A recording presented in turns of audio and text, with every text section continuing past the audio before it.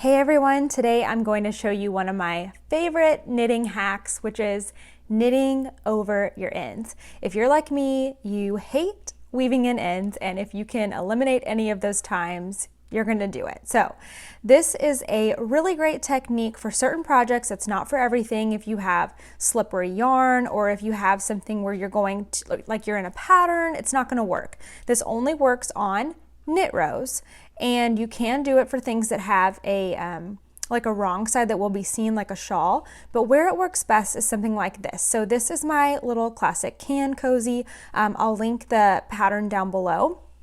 But I have transition rows here in my ribbing where I am just knitting, and it's the perfect time to knit over my ends. So what I'm about to do is I've been working with my main color. I'm about to join in this neon yellow, and don't worry, when I bring it close up, it won't be so bright and blown out, but I'm going to show you how I join in my yellow and knit over the end at the same time.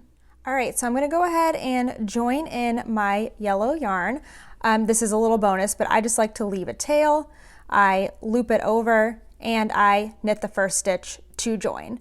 When I do the next stitch, because I am in the round, I actually like to take my yarn from the ball and bring it around that other one that I'm working. It just helps me from getting so many gaps. So literally I'm taking the yarn from the ball and bringing it underneath the yarn I was just working so that it sort of catches it. Okay, that's just a little bonus tip. Let's talk about how you can knit over the ends. So in order to get yourself set up, I'll come out of that stitch. You need your working yarn in your right hand. So if you are a Continental knitter, this is gonna feel a little weird, but you do need it in your right hand, and you need the tail in your left hand. So there you go, Continental knitters.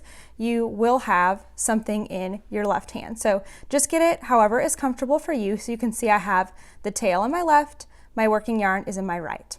Okay, let's knit over this end. Go into the next stitch to knit. Let the tail yarn hop over your needle. Let me show you that again. Go into the stitch to knit it. Let the tail yarn come over your needle, and then now I'm going to knit. I'm getting the crisscross here because that's my little bonus joining tip, but we won't have that every time. Knit that stitch just like normal. When you pull through, you're gonna come underneath that yarn in your left hand through your stitch, just like that, okay? So what that's actually done is that's trapped your tail underneath your working yarn, which is exactly what you want. The next stitch, you're actually just going to knit like normal. You can just keep your tail yarn out of the way. And since you just knit it like normal, you actually trapped your tail. Okay, so let me show you that again. You're going to alternate these two stitches where you trap the tail yarn and then you knit a normal stitch. So go into the next stitch to knit it. Go underneath your tail yarn, or you can loop your tail yarn over, however you want to think. And then you're just going to knit that stitch just like normal, slide on through, and you can see that you've actually caught that yarn. So when you make the next stitch, when you knit it just like normal, you're catching it. I don't know if you can see that in the back. You're catching it, even though you're just knitting it like normal. So the repeat is work a stitch where you throw that tail yarn over and knit it, and then work the next stitch like normal, and that will trap your yarn. All right, let's look in a little closer so you can see that. Knit the next stitch, throw that tail yarn over and knit it, and then knit one like normal. Make sure you don't pull too hard on this tail yarn or you'll get a scrunched up stitches over here. So knit one where you throw that tail yarn over, knit one like normal. Whoa, like normal, there we go.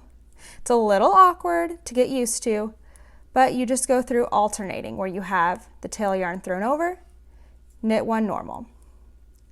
Throw the tail yarn over, and knit one like normal. And I usually end with a knit one like normal. I won't do anything with this tail right now, but later when I cut it, I'll leave just a hair out, just because this is a cozy and you're not going to see the inside, and that way I'm not worried about it getting unraveled. But you can see what it looks like on the inside is it looks like I've just wrapped my yarn around that, wrapped my stitches around that end. It's great. It's how you'd probably weave in your ends anyway if you were using a tapestry needle. You'd keep it right along that color change line. So it's great to just get that done and out of the way whenever you are knitting.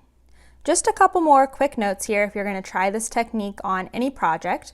Make sure you go ahead and knit the end in either on the row where you're joining the yarn or on the following row. So if this was a little too much to do, joining your yarn and knitting over it, you could knit your round in yellow and then you could do your round to knit over the end. But remember, you must do this on a plain knit row. So for this pattern, it would not work because after this knit round, I'm going to go back to ribbing.